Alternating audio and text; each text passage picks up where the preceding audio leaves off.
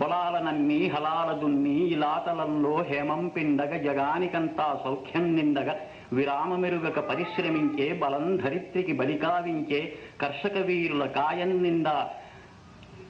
కాలువ కట్టే ఘర్మజలానికి ఘర్మజలానికి ధర్మజలానికి ఘర్మజలానికి ఖరీదు లేదోయ్.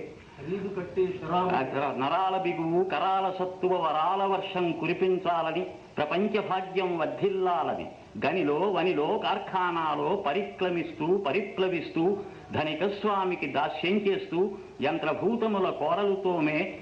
కార్మిక వీరుల కన్నుల నిండా కనకన మండే గలగల తొనకే విలాపాగ్నులకు విషారాశులకు ఖరీదు కట్టే శరాబు లేదోయ్.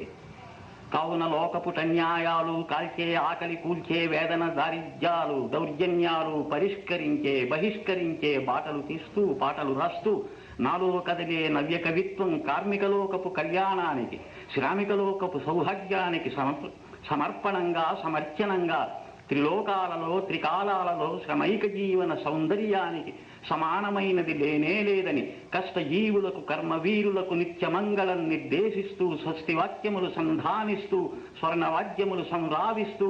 యథార్థ జీవిత యథార్థ దృశ్యం పునాదిగా ఇక జనించబోయే భావి వేదముల జీవనాదములు జగత్తుకంతా చవులిస్తానోయ్.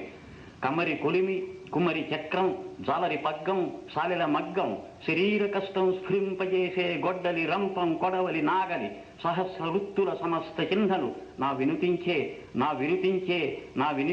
నవీన గీతికి నా విరచించే నవీన రీతికి భావం భాగ్యం ప్రాణం ప్రణవం అని ప్రతిజ్ఞలో గేయం రాశాను.